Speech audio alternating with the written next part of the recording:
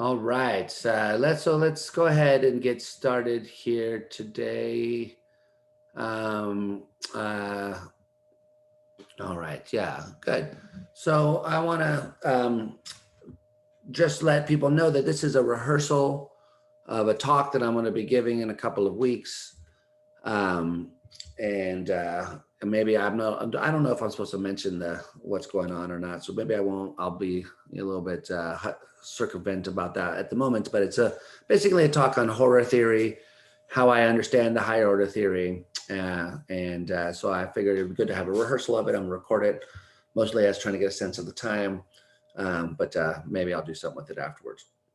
So this is a talk on the higher order representation of a representation theory, which I have defended. This is a theory of phenomenal consciousness. So my goal today is to try to understand the theory and what kind of predictions that it might make empirically, which is something that I've been working on for many years since graduate school. All right, anyway, so it's exciting to see it sort of getting some attention right now, by the way, so that's cool. As I see things, any theory of consciousness can be classified as higher order or first order. So I think that this distinction cuts right down the middle, and that there's no like theories which straddle the line. Every theory of consciousness either is or isn't a higher order theory. So what's a higher order theory? Well, as I understand them, and it will be interesting to get some feedback because I think that maybe there's different ways to think about what they are in specifics, but as I understand it, higher order theories appeal to a kind of inner awareness as part of the explanation of phenomenal consciousness. So phenomenal consciousness, I'll talk about that in just a second. That's a technical term, but let's just start with the first part, the inner awareness part. So the idea here is that we have something we want to explain. The thing we want to explain is called phenomenal consciousness, and higher order theories say, well, some kind of inner awareness is going to be importantly involved in that explanation. We're generally aware of things by thinking about them or perceiving them. And so here, what we're talking about is some kind of awareness of our own mental life. And first order theories deny that any kind of inner awareness is part of the explanation or nature of phenomenal consciousness. And there are many first order theories on the market. They don't usually advertise themselves as first order theories because this distinction is often neglected because the vast majority of theories are first order. So they don't tend to think about this. Global workspace theory is a first order theory because there's no inner awareness postulated. IIT, integrated information, is a first order theory, no inner awareness postulated. Recurrent processing theory is first order theory, no inner awareness postulated. So that seems to me to be the fundamental the fundamental distinction here is theories that think there's this important role to play for a kind of inner awareness and theories that do not. Now notice that as I mentioned just a second ago, inner awareness, as I'm thinking of it as a psychological level phenomenon, in the sense I mentioned that when we're more aware of things, we typically sense them, perceive them, represent them in thought. So this is going to be important for what I'm going to say later, because horror theory is truly a theory at the psychological level. And I think that's the right level. And in fact, I'm kind of skeptical that there could be a theory of consciousness at any other level, to be honest with you. But that's something that we can talk about in the discussion if you choose. So when I just was introducing the idea of a higher order theory, I said, well, it's aiming at explaining something. This explanatory target is phenomenal consciousness. And some people don't like that terminology. I do like that terminology. I'm not going to belabor that point here, and we could talk about it later, but I use it in a very neutral way. It just means, it picks out what it's like for the subject. In the most generic sense, phenomenal consciousness, that there is something that it's like from the point of view of the organism we're considering. And then, the specific way that things are for that creature, its experience is going to be distinguished according to these kinds of what you may call phenomenal properties. But generally speaking, we're just talking about experience. And this is something that's very characterized very neutrally. And I don't think it has any theoretical baggage with it. Some people may associate it with more with first order theories. I don't think that's the right way to think about it. We're trying to explain something that's theory neutral. first order theories and higher order theories are both trying to account or give explanations of the existence and nature of this thing, which is part of our common sense, ordinary way of thinking about consciousness. Now, I want to talk about the higher order approach, in particular, my version of it. But before I do that, I have some preliminary remarks that I would like to make. So one of the things that I think is very important is that I'm not really, sometimes people cast me as like a higher order theorist, or, I'm not a true believer in the higher order theory, in the sense that I don't really think that it's true or think that I know that it's true. In fact, funnily enough, when I was in graduate school and I first encountered the higher order thought theory, I thought, well, this is obviously false. It's just wrong. And I had the kind of standard objections I came up with. I had a version of the problem of the rock. Well, I think about that, I think about my liver, it's not conscious. Turns out that's an objection that was already made, and I thought about it and I realized, it's not a great objection, especially, in my version of horror theory, you don't get any kind of problem with that at all.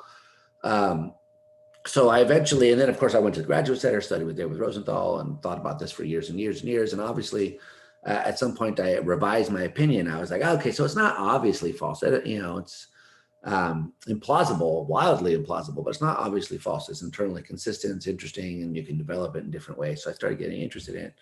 And then of course I met Hak-Wan Lau, and we started working together. And for empirical reasons, I sort of started thinking, well, maybe it's even possibly true, right? So, and that's where my credence kind of hovers at this point. It's like, okay, so maybe it could be true. Maybe it's true. It depends on how the empirical work comes in. So I'm very open to the empirical work. I think it's very interesting at this point. I've been doing a lot of work, with Hak-Wan Lau and Joe Ledoux, to try to get the higher order theories taken seriously by the cognitive neuroscientific community, to try to test it and to think about what it would mean to test it and how we could test it. And so that's what's exciting right now. So my credences are split at this point. I wouldn't say I really truly believe horror theory. I think it's a plausible candidate. And if you like a certain kind of higher order theories, I think that it's a good version of it. But, I have a little bit of credence in various theories. It's too early. And that includes first order theories. I don't have zero credence in them either. If something like Ned Block or Victor Lama's view came out to be right, it wouldn't be the end of the world for me. So it's not like I really have a theoretical blinders on. I'm willing to be pushed by the empirical evidence. And that's why I think it's important to explore the theories, to develop them in enough detail. Maybe they're wrong, but we want to develop them in enough detail that we could see that they're wrong, if they are, and see if they're right, if they are. So that's why I think in empirically testing these theories is very important. Unfortunately, I think it's going to turn out that it's very difficult to do. Higher order theories are relatively newcomers in this respect. I say here, I think it's about 10 years in neuroscience. Maybe that's not right. I don't know. I'm thinking from about the time when Hak-Wan Lau and David Rosenthal's paper in Trend of Cognitive Science came out, and Hak-Wan started taking this seriously and trying to test these ideas or ideas related to it. So even though there's this long history of philosophy, it hasn't been that long in neuroscience. And this is something I would like to hear about, actually, if people know if it's wrong. Have higher order theories been tested in neuroscience in this way? I would like to know. Anyway, the point here is that the higher order theory is a relative newcomer, and so it's not 100% clear the way it differs from other theories that it's superficially related to, like global workspace or attention schema theories, or what kind of empirical evidence would distinguish it from other versions of higher order theories, a horror theory versus, like the perceptual reality monitoring theory of Hak-Wan Lau, or, the higher order learning model by someone like Axel Clearmans. Anyway, so it's not clear. And that's why I think this kind of work that we're doing right now. So that's the work that I have done put a lot of effort to in the last few years, exploring different versions of higher order theories with Hak-Wan Lau, exploring his version of it, with Joe Ledoux, exploring his version of it, and my own version of it, et cetera. Okay, so I think that's the important thing to do at this point, is to develop it to the point where it can have some contact, some meaningful contact with the empirical data. All right, so now what about my particular version, the horror theory? Well, if just anecdotally, if you go back in time to when I started doing all this stuff, and and it really almost was 10 years ago, as I record this to the day, it was like in 2011, when I first started hearing Ned Block giving his Higher Theory is Defunct paper. And my immediate response to that paper was that, oh, wait a minute, no, he just misunderstands the view. If you wanted to translate Rosenthal's view into Ned Block's language, you would say that the higher order state is phenomenally conscious. And so there is consciousness, there is phenomenology, there is a state, there's no weird internal inconsistency. And so originally I went around saying, well, this is the right way to interpret David Rosenthal's view. And people, I said, people are making a mistake. This is not his view. His view is this thing. And then of course he disagreed with me. And I was like, oh, okay. So he kept saying, this isn't the way to interpret my view. In fact, at one point I remember I was giving a talk at the grad center, I think it was, and he was in the audience and he said, oh, if you're right, I'd just go and join Ned. I'd be a first order theorist. And I was like, okay, so whoa, are we really saying different things? I thought we were saying the same thing. So then I thought about that a long time, and I wrote a paper with Jacob Berger where we kind of discussed the relation between traditional standard higher order thought theory and the horror view. But ultimately, it's like I don't really care. What I know and what's important to me is that there are different ways of thinking about the higher order theory, and when you go and talk to people who work in this area, they have one of these in mind and not the other. So that out there in the wild, so to speak, people have a particular interpretation of what the higher order view is. And according to me, that interpretation is not the best way to interpret the higher order thought theory. So what I mean, of course, here is the distinction between the relational and the non-relational interpretations of higher order theory. And this is a distinction which, I have been trying to introduce for a while now. And it's a distinct distinction. It's not the same as the higher orders, as self-representational versus higher order representational distinction. It's a different distinction. So the basic idea is as follows. So relational theories, as I like to put it, and again, I have a paper with Jacob Berger where we explore this that just came out or is coming out in Philosophical Psychology. No one cares, but there it is. Relational higher order theories try to explain how the first order state comes to acquire some property.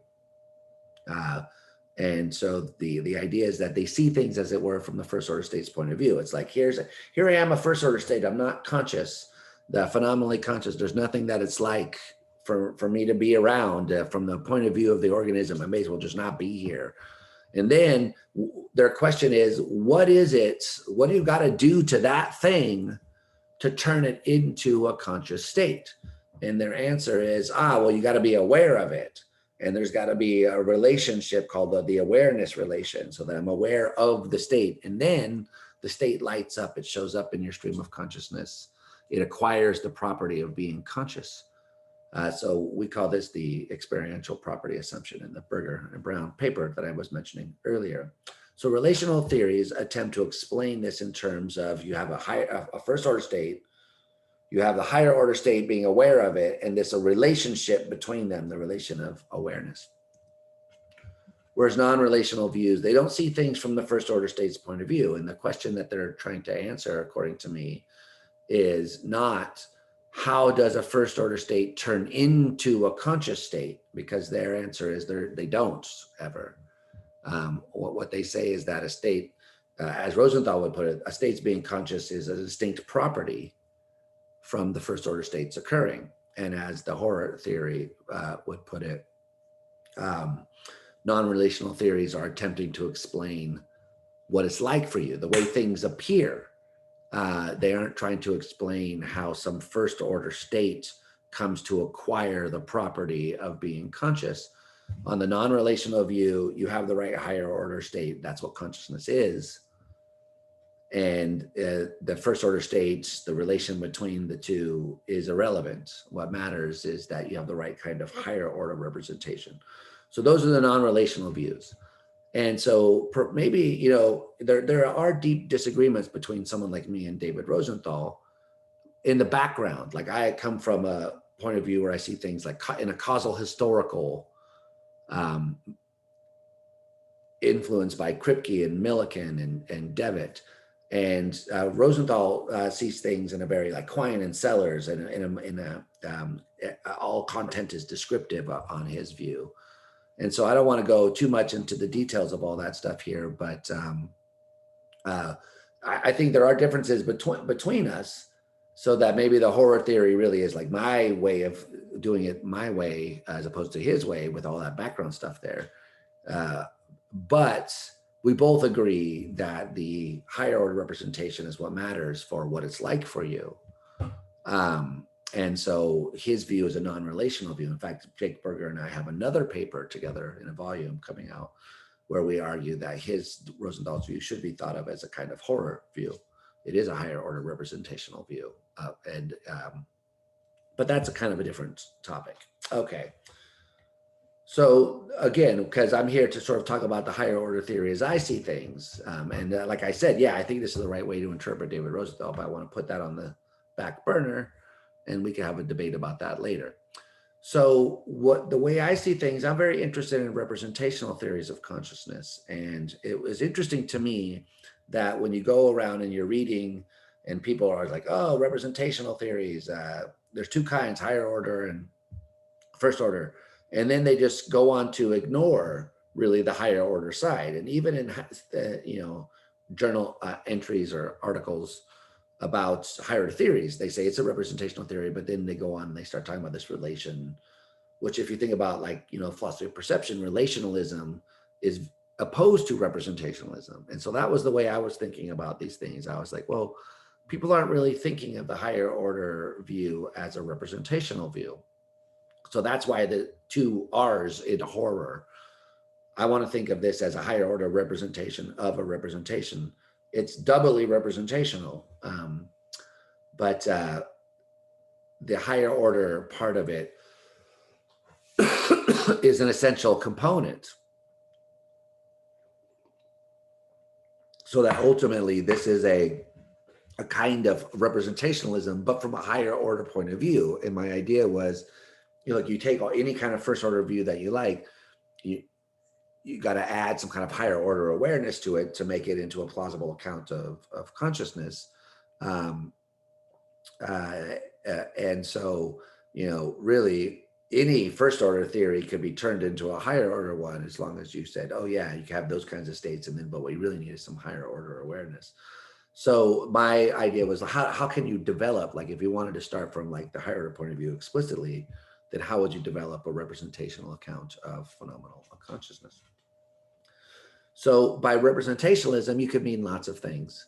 I tend to think of it very flat-footedly and to think of the representations in terms of states that have satisfaction conditions. They put conditions on the world for accuracy or something like that. And so that's what a representation is. And then representationalism as a view about phenomenal consciousness can be roughly characterized by what Seeger has called the exhaustion thesis. This is just one way to do it, but I think it's kind of handy. So here's a quote. He says, state's phenomenal character is exhausted by its content. The exact meaning of the exhaustion thesis is that for every phenomenal character P, there is some content C, such that a state with P is nothing more than a phenomenal state with content C. So the phenomenal character here is just supposed to pick out like the way things are for you. So if you're seeing blue like on the screen here, then what it's like for you is consciously experiencing blue. So there's phenomenal character there. You could call it phenomenal blue, the blueness, there's this kind of the way your experience is characterized in terms of the blueness there, that's the thing we're talking about. And representationalists think that really what that is a certain kind of representation. There's a certain kind of representational content, some content C, such that having the phenomenal character is just nothing more than having the state with that content. So the idea for the horror theory is that the phenomenal blueness here, the phenomenal character is identical to some kind of representational content. And that representational content is going to be explicitly a kind of higher order content. That's the idea behind horror theory. So to sort of sum up where we are in the strategy here, the idea is that, well, we start from common sense, and there's some reasons to think that maybe consciousness reduces to inner awareness. And, you know, I won't go into the arguments for that. Maybe if we really needed to, we could. But so you start with that step, that the consciousness reduces to a kind of, that's what consciousness is, phenomenal consciousness. And then you say, aha, and then a kind of inner awareness is just a kind of higher order representation. Okay. So of course, the next question is, well, what's the right kind of content that these representations, these higher representations are going to have? And of course, the obvious answer is, well, what you want is a representation of yourself as being in the first order state, right? And the first order states are representations of things that aren't themselves mental. So for example, things in the environment.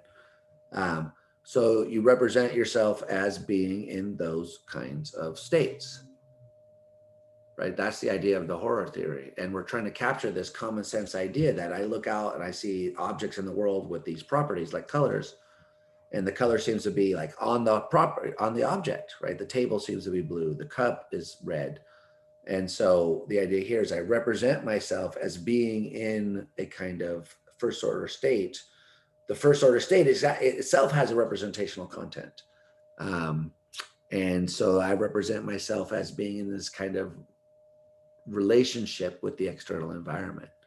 So characterize the content more directly as I represent myself as seeing red, right? When I do that, that just is experiencing red. And to represent myself as seeing red is to have something I would, as I've developed it with Jake Berger, this is the way we would put it.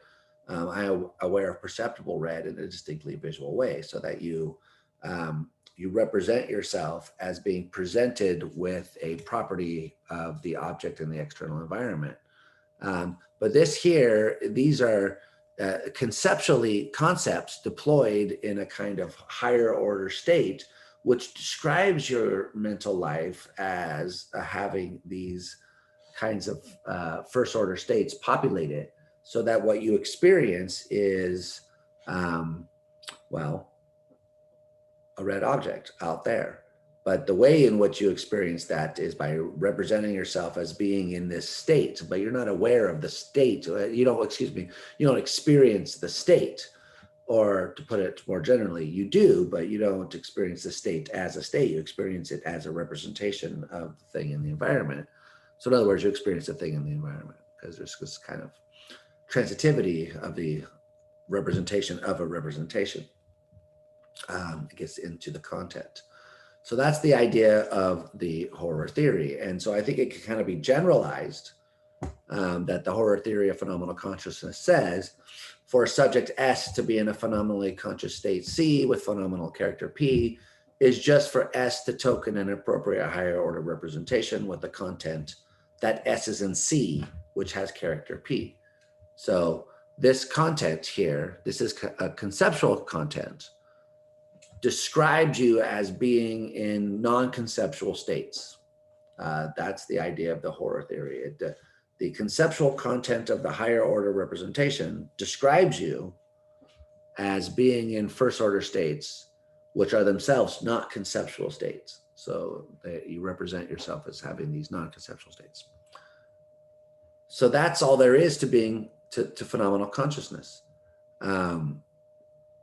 If you were looking in the brain for where phenomenal consciousness was, you would be looking in the brain for where these higher order representations are, according to the horror theory. All right, so this is just by way of kind of giving you a pictorial representation of everything that I just said, by summing up. So suppose that this is your mind here, because remember, this is a psychological theory. Nothing we've said so far has mentioned the brain at all. This is all psychology, the mind. All right, so here's your mind. Now there's the external world out there. So that I assume we start with that as a common assumption. There's the external world out there. The square is red. It looks like the red square is over there. So we can call that the perceptual property, the redness of the square, right? What we want to explain is our experience of that, and how our experience comes to be that way, given that we think that, there is no redness in the external environment and blah, blah, blah. Or to put it differently, there is no, the redness in the environment is not like that. That's the redness we experience, but it seems to be in the environment. So we postulate that there's some mental content, right? So we have some reason to believe that there's some things in the mind of the organisms in this environment. And we can call R star here, following Rosenthal, a mental quality, if you like that terminology. Other people would call it a quale. Some people might think of it as a kind of representational property. Other people might think of it as a qualitative property. Whatever it is, that's the thing which it represents in a kind of unique way the perceptual property, the redness of the thing in the environment. But we also have the conceptualization of the property, right? There's something red out there, right? So your conceptualization, you're conceptualizing the thing out there as being red. So you apply a concept to it. So these things together are, as I understand it, the first order state, that what we would call the perception of red, what we would call an awareness of red, what we would call a representation of red, right? This is what's doing the representation. And there's two kinds of representation here, right? There's the kind of qualitative representation, and then there's the intentional representation. Now, if you're a first order theorist, you're going to say something like this explains why the thing appears to be red out there. But if you're a higher order theorist, you're going to say, no, look, you can have that, and there's going to be no experience, right? Phenomenally, there's not going to be anything that it's like for you. But you could have all the same behavior, right? This thing could be hooked up in the right way to button pressings and even to verbal reports. There's red, you could say, red there, et cetera, et cetera, et cetera. Button pressings, blah, blah, blah. And so the idea of the higher order theory is you need more than this in order to experience red in the environment. And on the horror theory, what you need is the right kind of higher order state. So when you now token this higher order state, they employ these concepts describing you as being in this non-conceptual first order state, this R star down here. But also you describing yourself as seeing red. This is the seeing of red down here, right? So according to me, there's going to be a targeting relationship between the higher order representation and the first order state. But that targeting representation relation, doesn't do any work in explaining the phenomenal property. This is the phenomenal property up here, right? This is the consciously experiencing red out there. It's this state right here. This is the state which there is something that it is like for you to be in, and what it is like for you to be in that state is as though you were in this state down here. That's what it's like. It's like experiencing this state from your point of view, right? It's having this state being presented in your stream of consciousness, which just is like experiencing the property out here. Okay, so then on the horror theory, this is the phenomenal consciousness. This is what it is. And I would say there's the subjective character, which is the part that's the same between all conscious experiences, right? This is something from Uriah Kriegel that is intuitive to me, but other people don't like it. But I would say, the thing that's in common between seeing blue and red is the part of the higher order state that says, that attributes the state to yourself. I am seeing blue, I am seeing red. I am hearing a trumpet, I am feeling pain. The difference, the thing in how they differ is the phenomenal character. And these things together capture the way the experience is presented to you, what it's like. So now, why do I think that this is the experience itself? Why don't I think that the first order states become like the relational view suggests, that the first order state itself lights up or something like that? why is it the higher order state? Well, I think that really, in other words, why does horror say that the phenomenal consciousness consists in the first order state? No, excuse me, the higher order state, not the first order state. The answer is because when you think about what happens in the empty cases, the horror view is committed to the idea that, well, the experience is the same as between the two cases, right? So when you have the first order state, you'll be pushing buttons and your behavior will be tracking it. And if you lack the first order state, your behavior will cease, but the prediction is that the experience will still track what's represented by the higher order state. So you'll still experience perceptible red in the environment. You'll still be aware of it out there. So what this suggests to me, and what I think it shows, is that while the phenomenally conscious state can't be the first order state, it's not there. And if you're looking for the neural correlate of consciousness, you wouldn't go looking for the neural correlate of the first order state. You would go looking for the neural correlate of the higher order state. You would look for where in the brain this thing is. You wouldn't go looking for where in the brain this thing is. Presumably they're in different parts of the brain. So therefore, that suggests that this is the state which, when you're in it, there's something that it's like to be in it, right? This state down here, the state down here, the first order state can be there or not be there, and what it is like doesn't change. Alternatively, it can be there or not be there, and what it's like doesn't change in the sense that there's nothing that it's like, right? So the first order state doesn't, when you're in it, there's nothing that it's like for you to be in it. It's rather this higher order state that when you're in it, there's something that it's like for you to be in it. So that's my way of thinking about the higher order theory and the way in which it works. So as I was just saying, the horror theory predicts that the neural correlates of consciousness are that of the relevant higher order representation, whatever that turns out to be. But notice that that's a psychological claim. So in order to make any kind of prediction about the brain, you need to connect the psychology to the neuroscience. And that's not well established yet. So that's the point I want to make in the next little few minutes. So the horror theory makes all kinds of predictions at the psychological level, but unless it's paired with an implementation, how this theory gets implemented in the hardware, it's not going to generate neural predictions. So again, remember, we have this two-step reduction. First, we're saying consciousness reduces to higher order representation. And then the higher representation gets reduced to some kind of neural functioning, or maybe not reduced, but yeah, if you don't like reduction, it can be correlated with, or whatever, law-like association or whatever. The point here, though, is that that's a separate step, and it's one that's fraught with danger. So where in the brain are we supposed to look for these higher order representations?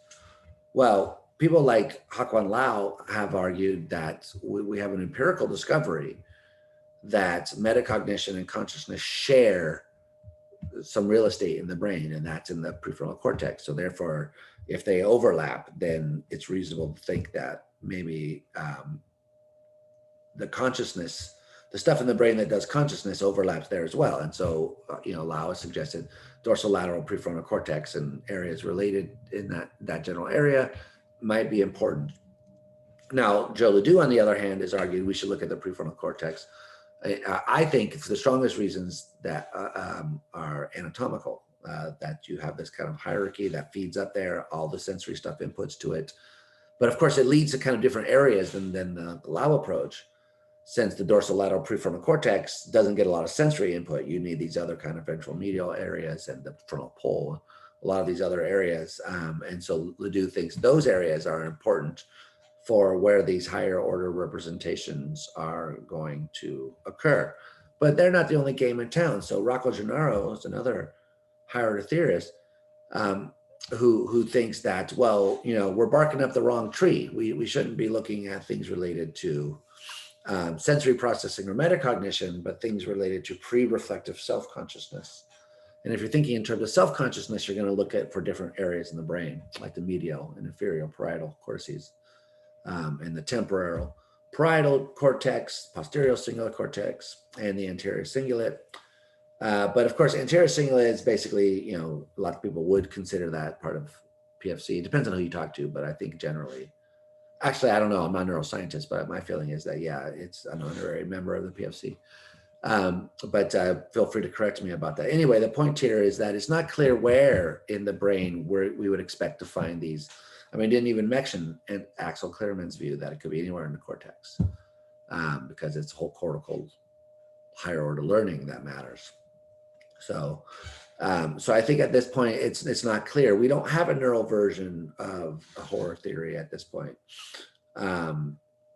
So if you think of the comparison between like global workspace theory and global neuronal workspace theory, so the bars versus Stan Dehaene, or Dehaene, or I don't know how to say his name actually. So, as Bars introduced it, it was kind of very cognitive sciencey, flowcharts and boxology-esque. But the global neuronal workspace model proposed by Dehaene and his group postulates specific, like long-range neurons projected to the prefrontal cortex for the ignition and blah, blah. So there's more of a like investment in the neural architecture. And we don't really have that because of the theory, as I've been saying, one of the points I've been trying to emphasize this whole time is that the horror theory is a psychological level theory. And so it doesn't have any like direct connections to the brain, except insofar as you can kind of say, as we've been seeing here, well, if you think commonsensically it's associated with this or that kind of awareness, then we would look in the brain where we sort of think that's going on right now, but it's not clear what the right way to do that is. And so for me, this seems to suggest that putting our eggs in that basket empirically at this point in time is not a great strategy. Now, when you look at the other end of the spectrum, you get the similar sort of issue. What happens when you try to figure out what the first order state is? Well, okay, so what counts in the brain as a first order representational state? Is it recurrent processing that's important, like specifically to V1? This is what, we interpreted some people as saying when Haquan and I wrote our paper back in 2011, 2012. And then, we published it and Ned Block responds. He says, oh, well, I didn't mean recurrent processing of V1. It could be like V4 or somewhere else. It's like, okay, so as long as the goalpost is going to move like that, then kind of empirical predictions and arguments are not going to get any traction. So we need to nail people down in advance. Like, what do you mean by first order activity in the brain? So other people say, well, no, that we think first order states are the globally broadcasted ones, the ones that are available. Those are the first order states. Okay, so how do we adjudicate between that? Do we have agreement amongst various higher order theories? Of course, then there are, the mid-level content, something of like Jesse Prince's view that it's sort of like V4 stuff that's going to matter, and not specifically involving recurrent processing. But of course, complicating all this is that you have someone like Ledoux come along and argue, well, look, what we call first order states might really be states in the PFC. So it might be better to call them lower order states because they get represented there by higher order states, which turn out to be the conscious ones. That's in our higher order theory of emotional consciousness, our HOTEC. That's the kind of picture that we developed there. The phenomenally conscious state is the higher order representation. It's a horror theory. But what the states are representing are, you being as in these states, which are actually, he would predict, are in the PFC.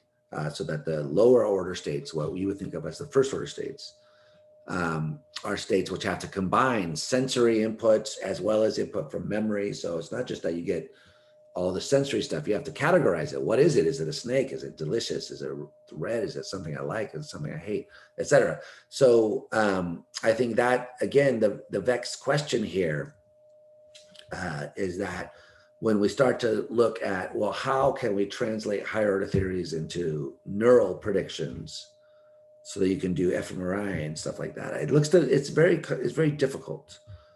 And what I have discovered is that that's extremely, it's hard to do that. So maybe psychological predictions are better.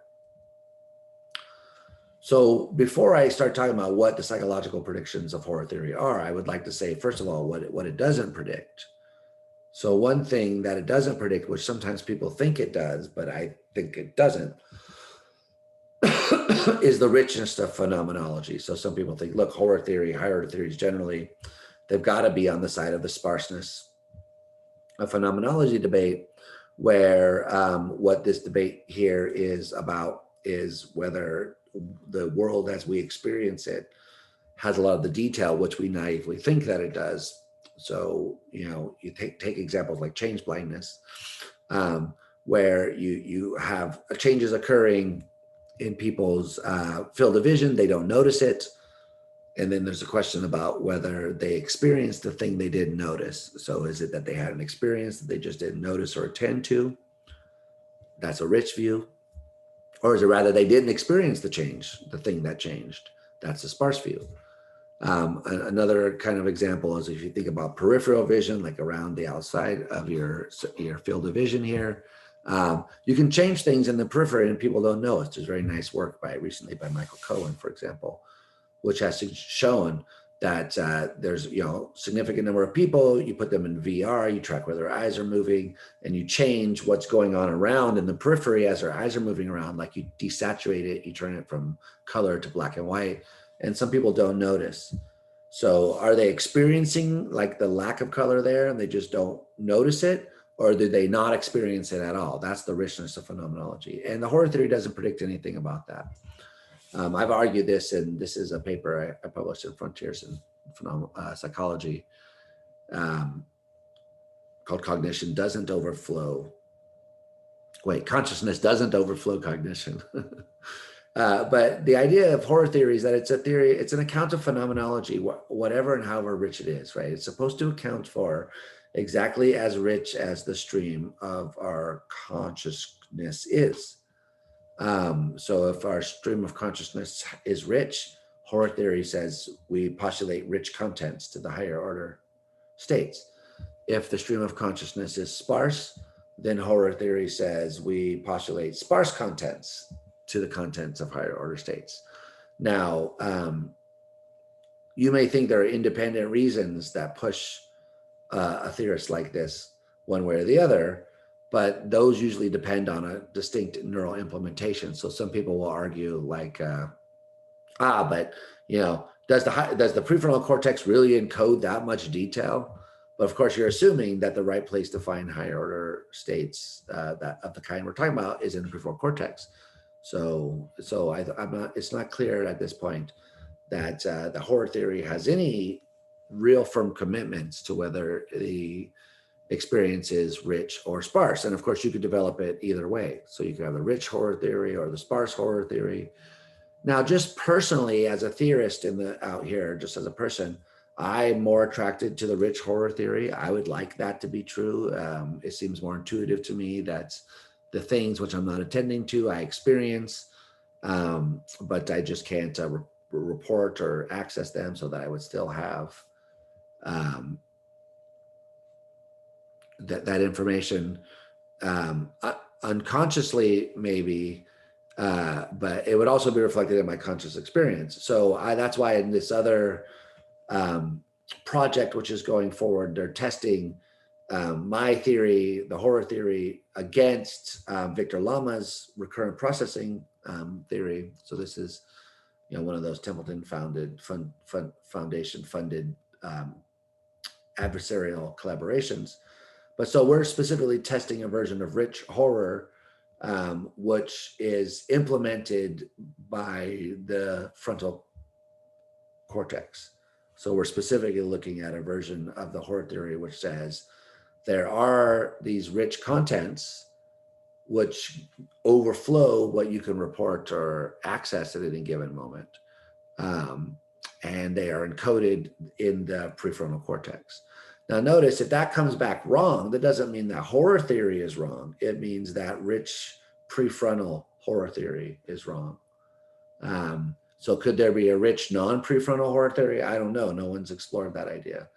Maybe Rocco Gennaro would, or someone like him would commit to it. I don't know. I haven't asked him. Could there be a sparse prefrontal horror, yeah, probably. And that's something that I think is more interesting. That would be more interesting to test. Where here the sparse horror theory would say you have a sparse higher order representation, but maybe a very detailed first order representation. So that what you experience is some generic or sparse thing, even though the content for guiding certain behaviors is there at the first order level. But anyway, so I think it's important to kind of point out that there's nothing in the horror theory or the higher order approach generally which makes a pronouncement on this. There's something that's there, our experience, which we're trying to account for. So if experience is rich, horror theory can account for it. If experience is sparse, horror theory can account for it. So this is an independent debate. Myself personally, I would like it if the rich theory were true. And that's why I put my name to certain predictions. But they're not predictions of the horror theory. They're predictions of a specification, a precification of the horror theory, a rich horror theory that's implemented by activity in the prefrontal cortex. I think that's kind of important to point out. So what are some of these general psychological predictions that I've been talking about? Well, I think the most important one, and the one that I focused on in a lot of my work with other people as well, is on misrepresentation. So as I see it, misrepresentation is a prediction of horror theory. And in cases where there's a mismatch between the higher order and lower order representations, phenomenal consciousness goes with the higher order representation. That's, I think, an important idea. And the reason why I focus on this idea, and the reason why I've spent so much time like thinking about this, is because this idea is so counterintuitive to people. People really find it just wildly implausible that there could be these kind of mismatches and that phenomenal consciousness would disassociate from the first order states. So to me, it seems like a exciting, unexpected prediction, which if you could verify it, or if you had some evidence to think it was right, would be like some of the best evidence that you could have for thinking the higher order theory is true, because it's a novel, empirical, testable prediction. But not only that, one that people antecedently find wildly implausible. So finding evidence for it would be, in my opinion, strong support for the higher order approach. And so really, when you look at it, there's two ways this could go. So you could have cases where the first order state stays the same, but the higher order representation differs. In which case, what you're going to get is that the experience changes while the behavior is unaffected. That's what the prediction of the theory makes, right? Because it sort of says the behavior is driven by the first order states, but your experience, like the way you experience the first order states, the phenomenal consciousness bit, is driven by the higher order states. So if the higher order states change or differ, then you're going to get difference in experience, even though you might find the same behavior. And so this is, when I first started working with Hakwan, this is what we were thinking that he had evidence for, because you have this task where people are performance matched. So they're doing the same task. The D prime is matched. I was thinking of D prime as roughly a measure of the first order states, right? Because it's giving us information about how well they're doing the job, and how well they're doing the job is a reflection of what first order representations they have. So when D prime is matched, we have some reason to expect that the first order states are matched. But yet they say, there's a difference in the phenomenology. It's brighter, it's more visible, whatever. And so we have a matching of the first order states and a differing in the experience. So now, of course, what I've since learned is that there's a lot of details here, and it's really difficult to make this a clear-cut case, but this is really the kind of case that we want here.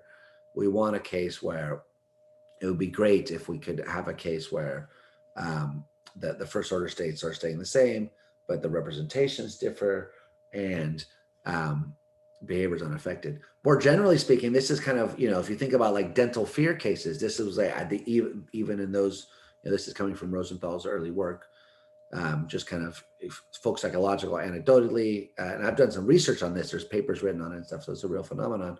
In these cases, you have the anesthesia, the nerve is deadened, it's numbed. You drill, people say they feel pain. Then you explain to them, oh, you can't feel pain because your nerve is numbed. So, there's no pain. And then they go, oh, okay, yeah, you're right. It doesn't hurt. And they go back to drilling. But they still remember the past experience as pain. It's not like it's not like a visual illusion where you explain what's going on and then suddenly the thing that they thought was pain before suddenly morphs and they go, oh, it was just vibrations. Because it turns out that's what's probably there. They have sensations of the vibrations from the drill coming up, and then they're also afraid. So those two things together, they misrepresent as being fear. And so the first order states there differ from the higher order state, right? That's a case where the first order state is one of fear and vibration, but you're aware of it as being a pain. So what you experience is being painful, but you change the awareness of it. So you're not aware of it as being a pain anymore. And suddenly the state is not painful, but it's the same first order state, right? So that was the idea behind the dental fear example.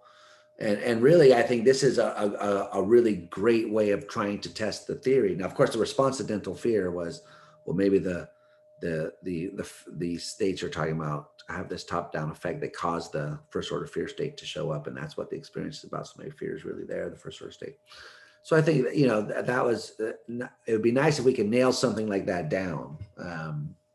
That's what I would like to put out there, is that this is a promising way of trying to test the theory. Of course, there's the other way as well, and this is something that I think is also maybe a bit underexplored, but very interesting. So here's a case where the first order states may change, but the higher order state remains the same. And then the prediction here is that the experience stays the same while the behavior will change. So this is, sometimes David Rosenthal has talked about some work by Diana Rothman, which tries to show maybe that something like this is the same. So you ask people to consciously discriminate between two colors, and you find some colors where they say, no, they are the same, so they can't discriminate between them. But you ask them to adjust some dials for the wavelengths, and what they don't know is the two colors differ in their wavelengths, but at a level they can't detect consciously. But you ask them, and then it turns out that they can unconsciously, they're tracking the frequency or whatever it is. And so it seems like they have representations of the first order states, and they're different, but they're aware of it as being the same. So they experience it as being the same. And so, this may be also an explanation for like color constancy effects. So the first order states represent it as maybe, having different colors in two parts of the wall, but then you're aware of them as being the same color, so you experience it that way. So there's lots of areas where this may be the case, but it would be really nice experimentally if we could find some way to induce a case where we had a reason to believe the first order states were the same. We already thought the first order states were changing, and the higher order state was the same. What would be an ideal case is if you had some kind of color phi phenomenon where you could have like a red and a green thing. I saw an illusion like this recently, actually.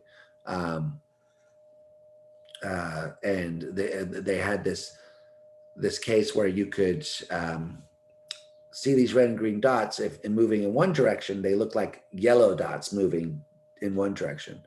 But you could see it moving in the other direction, they look like red and green dots. So now I think I have a,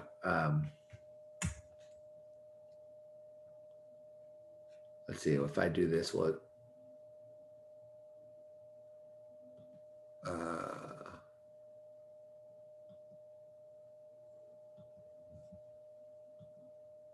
okay. So here it is right here. This is just someone's website where they took this and made it easier to view. So here's the stimuli right here. So if we just kind of look at it right here, these squares here are going to help you sort of visualize the stimulus right away. So hopefully what you're seeing right now is kind of like red and green dots.